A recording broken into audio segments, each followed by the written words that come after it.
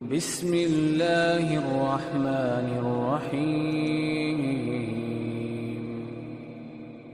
پہلا طریقہ، آپ وضو کریں اور خوبصورت وضو کریں، دل لگا کے وضو کریں، اپنے اعضاء کو اچھی طرح دھوئیے۔ صحیح الجامع کی روایت ہے، نتیجہ کیا نکلے گا؟ رسول اللہ صلی اللہ علیہ وسلم نے فرمایا، الوضوء یکفر ما قبلہ ثم تصیر الصلاة نافلہ۔ وضو کرنے سے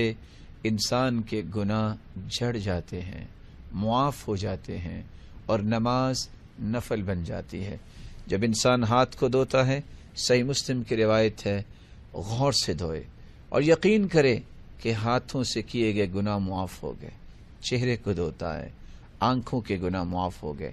زبان کے گناہ، اسی طرح ہاتھ پاؤں کو دھوتا ہے، کسی جگہ چل کے گیا، وہ گناہ معاف ہو جاتے ہیں۔ تو وضو کرنے سے بھی انسان کے گناہوں کی معافی مل جاتی ہے۔ دوسرا طریقہ، رسول اللہ صلی اللہ علیہ وآلہ وسلم نے فرمایا، اذان سنیے، اذان سننے کے بعد اسی طرح جواب دیجئے جس طرح مؤذن کہتا ہے۔ حدیث کے الفاظ ہیں اور یہ روایت رسول اللہ صلی اللہ علیہ وسلم کی صحیح مسلم میں ہے، من قال حین یسمع المؤذن، جو شخص مؤذن کی اذان سن کے یہ کہتا ہے، اشہد ان لا الہ الا اللہ وحدہ لا شریک لہ وان محمدا عبدہ ورسولہ رضیت باللہ ربا وبالاسلام دینا وبمحمد نبیا غفر لہ ذنبہ، رب تعالی اس کے گناہوں کو بھی معاف کر دیتے ہیں۔ تیسرا طریقہ، آپ امام کے پیچھے فرض نماز پڑھ رہے ہیں، آپ امام کے پیچھے تراویح پڑھ رہے ہیں، قیام کر رہے ہیں، جب امام آمین کہے تو تم بھی آمین کہو۔ نتیجہ کیا نکلے گا؟ صحیح بخاری کی روایت ہے 780، رسول اللہ صلی اللہ علیہ وسلم نے فرمایا، اذا امن الامام فامنوا، جب امام آمین کہے تو تم بھی آمین کہو، فإنه من وافق تأمینه تأمین الملائکہ غفر له ما تقدم من ذنبی، جس کی آمین فرشتوں کی آمین کے موافق ہو گئی، اللہ عز الجلال کی طرف سے اس کے تمام گناہوں کو بخش دیا جاتا ہے۔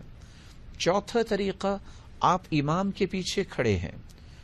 یا آپ اکیلے نماز پڑھے ہیں تو سمع اللہ لمن حمدہ کہہ کے جب آپ رکوع سے سر اٹھاتے ہیں تو آپ یہ الفاظ کہیے،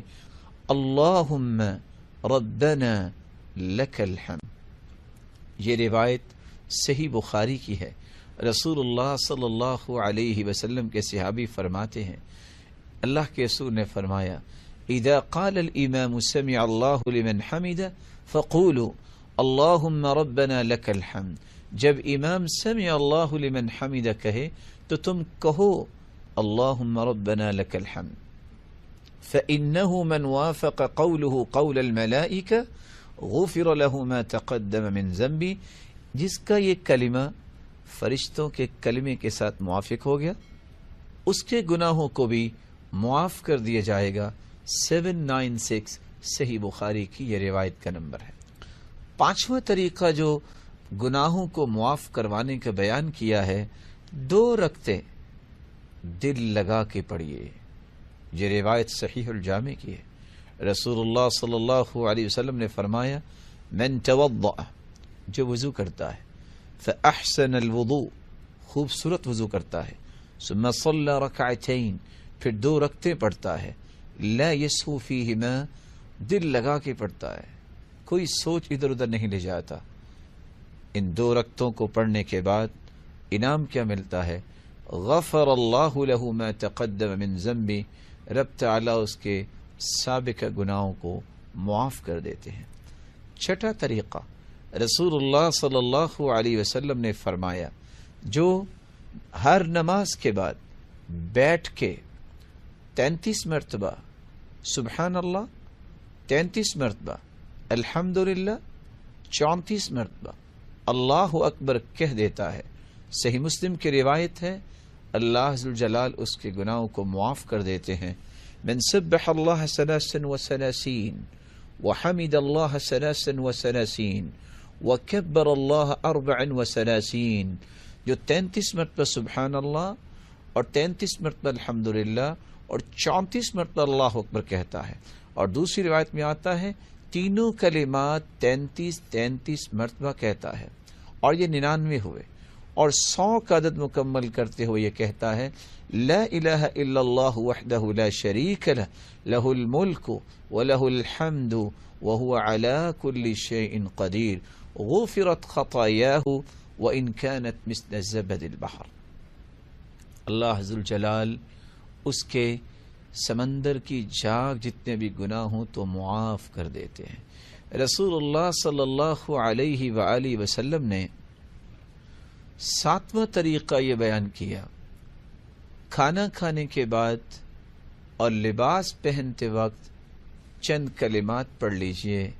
تمہارے گناہوں کو رب تعالی معاف کر دیں گے۔ وہ کلمات کیا ہیں؟ من اکل طعاما، حدیث کے الفاظ ہیں جو صحیح الجامع کی روایت ہے، جو کھانا کھاتا ہے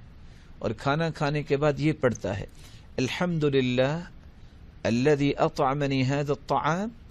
ورزقنيه من غیر حول مني ولا قوة، اتنے کلمات پڑھ لیتا ہے غفر له ما تقدم من ذنبی، رب تعالیٰ کی طرف سے اس کے گناہوں کو معاف کر دیا جاتا ہے۔ اور جو شخص ومن لبس ثوبا، جو کوئی بھی لباس پہنتا ہے، نئے لباس کی دعا الگ ہے، جو کوئی بھی لباس پہنتا ہے اور لباس پہنتے وقت یہ کہتا ہے الحمدللہ الذي كساني هذا ورزقنيه من غیر حول مني ولا قوة، اتنے الفاظ کہہ دیتا ہے غفر له ما تقدم من ذنبه وما تأخر، اللہ ذوالجلال اس کے اگلے پچھلے گناہوں کو معاف کر دیتے ہیں۔ 8واں طریقہ جس سے انسان اپنے گناہوں کو معاف کروا سکتا ہے، رسول اللہ صلی اللہ علیہ وسلم نے فرمایا، اور یہ صحیح الجامع کی روایت ہے، ما علی الارض احد یقول، روئے زمین پر کوئی بھی ایسا انسان نہیں جو یہ کہتا ہو لا الہ الا اللہ واللہ اکبر ولا حول ولا قوة الا باللہ، اتنے کلمات جو کہتا ہو الا کفرت عنہ خطایاہ ولو كانت مثل زبد البحر، اتنے الفاظ جو بھی کہتا ہے اللہ ذوالجلال اس کے سمندر کی جھاگ جتنے بھی گناہ ہوں تو اسے معاف کر دیتے ہیں۔ یہ سمندر کی جھاگ جتنے گناہوں سے مراد کیا ہے؟ آپ جانتے ہیں پانی کی موجیں کنارے پہ بار بار ٹکراتی ہیں اور 24 گھنٹے ٹکراتی ہیں اور جھاگ بنتی رہتی ہے۔ جو 24 گھنٹے برائیوں میں اٹا ہوا ہو اور اگر وہ یہ کلمات پڑھ لیتا ہے، رب سے توبہ کر لیتا ہے، تو رب تعالیٰ اس کے بھی گناہوں کو معاف کر دیتے ہیں۔ 9واں طریقہ رسول اللہ صلی اللہ علیہ وسلم نے جو بیان کیا ہے، صحیح بخاری کی روایت ہے 6405، کہ جو شخص 100 مرتبہ یہ کلمہ کہہ دیتا ہے، من قال سبحان اللہ وبحمدہ فی اليوم 100 مرہ، 100 مرتبہ ایک دن میں کہہ دے سبحان اللہ وبحمدہ، یہ کلمہ اتنا مبارک ہے، نتیجہ کیا نکلتا ہے؟ حطت عنہ خطایاہ وإن كانت مثل زبد البحر، اللہ ذوالجلال سمندر کی جھاگ کے برابر بھی اگر گناہ ہوں تو اس کے معاف کر دیتے ہیں۔ 10واں طریقہ رسول اللہ صلی اللہ علیہ وآلہ وسلم نے بیان کیا ہے، وہ یہ ہے اگر آپ کو اللہ نے یہ توفیق دے دی تو آپ کتنے خوش نصیب ہیں، بختور ہیں، سعادت مند ہیں، خوش بخت ہیں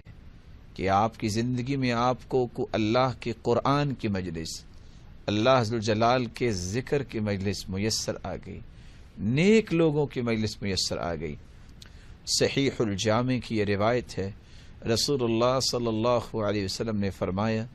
ما جلس قوم یذکرون اللہ،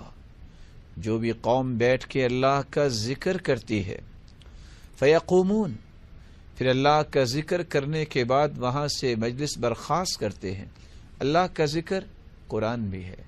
اللہ کا ذکر جو قرآن میں آیا ہے، جو حدیث میں آیا ہے، کیسے کرنا ہے؟ جیسے اللہ کے رسول صلی اللہ علیہ وسلم نے کیا۔ جب وہ مجلس برخاست ہوتی ہے تو اللہ ذوالجلال کا فرشتہ یہ اعلان کر دیتا ہے